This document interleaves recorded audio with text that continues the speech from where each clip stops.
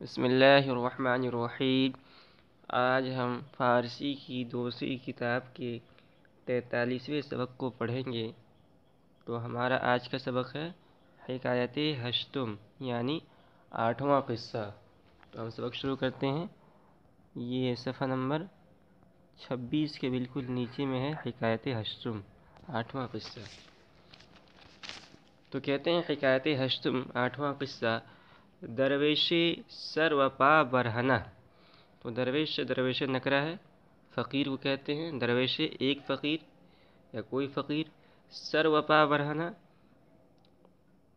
تو سر کے معنی سر اور پا معنی پیر اور برہنہ کے معنی ننگے۔ سر و پا برہنہ، تو ننگے پاؤں اور ننگے سر، با کاروان حجاز، حجاز کے قافلے کے ساتھ۔ کاروان کے معنی قافلے کے آتے ہیں۔ تو حجاز عرب کا وہ حصہ جس میں مکہ اور مدینہ اور طائف شامل ہیں، اس کو حجاز کہا جاتا ہے۔ از کوفہ بدر آمد، تو کوفہ ایک شہر ہے ملک عراق میں۔ وہ ہمراہ ماشد، تو کہہ رہے ہیں درویش سر و پا برہنہ، ایک فقیر ننگے سر ننگے پیر، با کاروان حجاز، حجاز کے قافلے کے ساتھ، از کوفہ بدر آمد، کوفہ سے نکلا، کوفہ شہر سے نکلا، وہ ہمراہ ماشد، اور ہمارے ساتھ ہو گیا۔ تو کوفہ سے ایک قافلہ جو حجاز جا رہا تھا، تو جب وہ کوفہ کے پاس سے قافلہ گزرا تو کوفہ سے ایک آدمی اس قافلے میں شامل ہو گیا۔ اس زمانے میں یہ طریقہ تھا کہ اگر کسی کو سفر کرنا ہے تو تنہا سفر نہیں کرتا تھا، اس لیے کہ راستے میں قزاق ہوتے تھے، ڈاکو ہوتے تھے، لوٹ لیا کرتے تھے، تو اس لیے 100 200 300 لوگوں کی جماعت بنتی تھی، اس کو قافلہ کہا جاتا تھا۔ مثال کے طور پر ہمیں حج کے لیے جانا ہے یا تجارت کے لیے مکہ جانا ہے، تو لوگ انتظار کرتے تھے کہ قافلہ کب تیار ہو۔ اب ایک تاریخ پڑ جاتی تھی کہ رجب کی 1 تاریخ کو قافلہ مکہ کے لیے جائے گا، تو اب سب لوگ ایک جگہ اکٹھے ہوتے تھے اور وہ مکہ کے لیے روانہ ہو جاتے تھے۔ اب راستے میں جس شہر اور جس علاقے سے وہ قافلہ گزرتا تھا، وہاں سے لوگ بھی شامل ہوتے جاتے تھے، اور اس طرح اکٹھے مکہ پہنچتے تھے۔ تو یہ قافلہ بھی حجاز جا رہا تھا، اور جب کوفہ کے پاس سے گزرا تو ایک فقیر جو بہت ہی عجیب و غریب تھا وہ بھی شامل ہو گیا۔ درویش سر و پا برہنہ، ایک فقیر ننگی سر ننگے پیر، با کاروان حجاز، حجاز کے قافلے کے ساتھ، از کوفہ بدر آمد، کوفہ سے نکلا، وہ ہمارا ماشد، اور ہمارے ساتھ ہو گیا۔ تو یہ شیخ سعدی بھی اسی قافلے کے اندر تھے، تو کہہ رہے کہ ہمارے قافلے کے ساتھ ہو گیا۔ نظر کردم، میں نے اس فقیر کو دیکھا، معلوم نداشت، اس کے پاس کچھ نہ تھا۔ ایک تو ننگے پیر ننگے بدن تھا، ننگے پیر اور ننگے سر تھا۔ تو اور دوسری بات یہ تھی کہ عام طور پر جب لمبا سفر کرنا ہوتا تو کوئی گٹھری ہوتی تھی، جس میں سامان ضروریات کی چیزیں ہوتی تھی، لیکن اس فقیر کے پاس کچھ بھی نہ تھا۔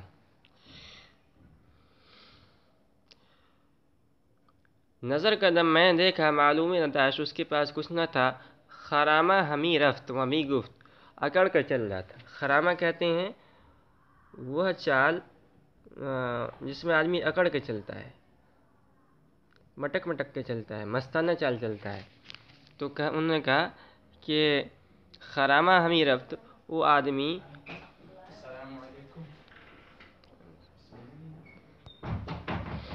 آدمی اکڑ کر چل رہا تھا، ومی گفت، اور کہہ رہا تھا، قطع شعر کے اندر کہہ رہا تھا، نہ با اشتر بر سوارم، نہ چوں اشتر زیر بارم۔ تو اشتر کے معنی اونٹ کے آتے ہیں۔ تو اس نے کہا، نہ با اشتر بر سوارم، سوارم متکلم کا صیغہ ہے، میم متکلم کے لیے، نہ با اشتر بر سوارم، نہ میں اونٹ پر سوار ہوں، نہ چوں اشتر زیر بارم، اور نہ اونٹ کی طرح سامان سے لدا ہوا ہوں۔ تو میں تو پیدل چل رہا ہوں، اونٹ پر سوار نہیں ہوں، اور اونٹ پر جو ہے بوجھ جس طرح لدا ہوا ہے، میں اس طرح بھی نہیں ہوں، میں بالکل خالی ہوں، میرے پاس کوئی سامان نہیں ہے۔ نہ با اشتر بر سوارم، نہ چو اشتر زیر بارم، نہ میں اونٹ پر سوار ہوں، نہ اونٹ کی طرح سامان سے لدا ہوا ہوں، نہ خداوند رعیت، تو خداوند سے یہاں مراد مالک ہے، اللہ کی ذات مراد نہیں ہے۔ نہ خداوند رعیت، نہ تو رعیت کا بادشاہ ہوں، نہ غلام شہر یارم، نہ میں کسی بادشاہ کا غلام ہوں۔ تو شہر یار بادشاہ کو کہتے ہیں۔ نہ غلام شہر یارم، نہ میں کسی بادشاہ کا غلام ہوں۔ غم موجود و پریشانی معدوم نہ دارم، غم موجود، نہ موجود کا غم، غم موجود و پریشانی معدوم نہ دارم، نہ مجھے موجود کا غم ہے اور نہ معدوم کی پریشانی رکھتا ہوں۔ نفس می زنم آسودہ و عمر بسر آرم، تو نفس سانس کیوں کہتے ہیں؟ سانس۔ نفس می زنم اطمینان کی سانس، نفس می زنم آسودہ اطمینان کی سانس لیتا ہوں، و عمر بسر آرم اور زندگی بسر کرتا ہوں۔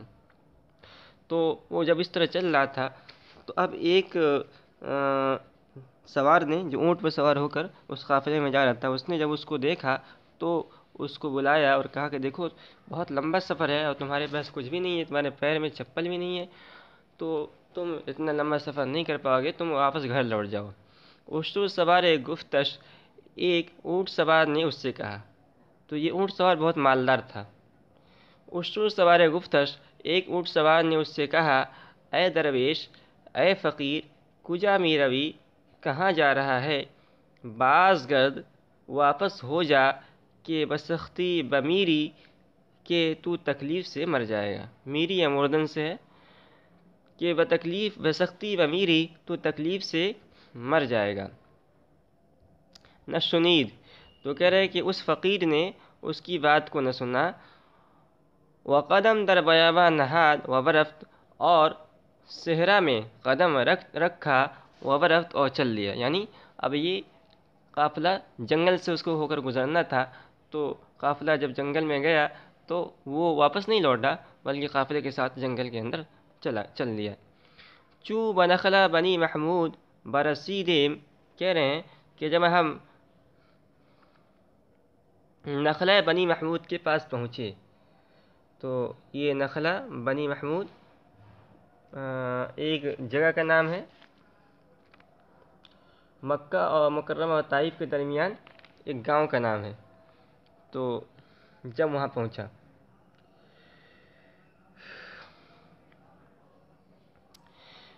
چو بنخلا بنی محمود برسیدیم، شیخ سعدی کہتے ہیں جب ہم نخلا بنی محمود پہنچے، توانگر را اجل فرا رسید، توانگر مالدار، وہی اونٹ سوار جس نے اس فقیر کو نصیحت کی تھی کہ واپس لوٹ جاؤ ورنہ سختی سے مر جائے گا، تو کہہ رہے ہیں توانگر را اجل، اجل فرا کے معنی پہلے آتے ہیں، توانگر را اجل فرا رسید، تو کہہ رہے ہیں کہ اس مالدار کو موت آ گئی، یعنی اس مالدار نے اس فقیر کو نصیحت کی تھی کہ تو واپس لوٹ جا ورنہ سختی سے مر جائے گا، وہ مر گیا۔ درویش ببالینش فراز، تو کہہ رہے ہیں کہ درویش، وہ فقیر، ببالینش، اس کے سرہانے، اس مالدار کے سرہانے، فراز آمد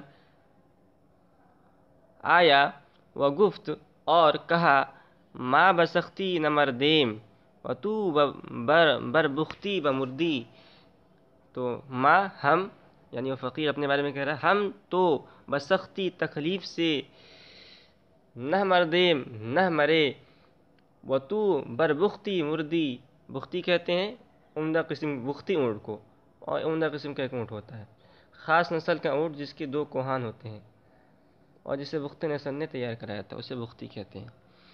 وہ تو بر بختی بمردی، اور تو بختی اونٹ پر بھی مر گیا۔ بیت، اس کے بعد شعر ہے، اور اس شعر کے اندر اس بات کی طرف اشارہ ہے کہ کسی کی موت کا ٹھکانہ نہیں کہ کب آ جائے، کس حال میں آ جائے۔ کبھی ایسا ہوتا ہے کہ بیمار، جو بہت زیادہ بیمار ہے، وہ زندہ بچ جاتا ہے، اور جو اس کی مزاج پرستی کرتا ہے، دیکھ بھال کرتا ہے، مر جاتا ہے۔ شخصی ہمیں شب برسر بیمار گریست، ایک شخص پوری رات برسر بیمار کے سرہانے گریست رویا، چو روز شد، جب دن ہوا بمرد تو وہ مر گیا، وہ بیمار بزست اور وہ بیمار اچھا ہو گیا۔ قطعہ اے بسا اسب تیز رو کی بماند، بہت سے تیز رفتار گھوڑے کی بماند جو منزل سے رہ گئے، کہ خر لنگ جا بمنزل برد، خرے لنگ، خر کے معنی گدھا اور لنگ کے معنی لنگڑا، کہ خرے لنگ جا بمنزل برد، اور لنگڑا گدھا اپنی جان منزل تک لے گیا، کہ کھرے لنگ جا بمنزل برد، اور لنگڑا گدھا اپنی جان منزل تک لے گیا۔ بسی کہ در خاک تندرستاں را، ہم نے بہت سے تندرست کی جمع تندرستاں را، ہم نے بہت سے تندرست آدمیوں کو در خاک مٹی میں دفن کر دیا، وہ زخم خوردہ نورد، اور زخمی نہیں مرا۔ تو اچھے لوگوں کی موت آ جاتی ہے، اور جو مرنے کے قریب ہوتے ہیں ان کی موت نہیں آتی، موت کا کوئی بھروسہ نہیں۔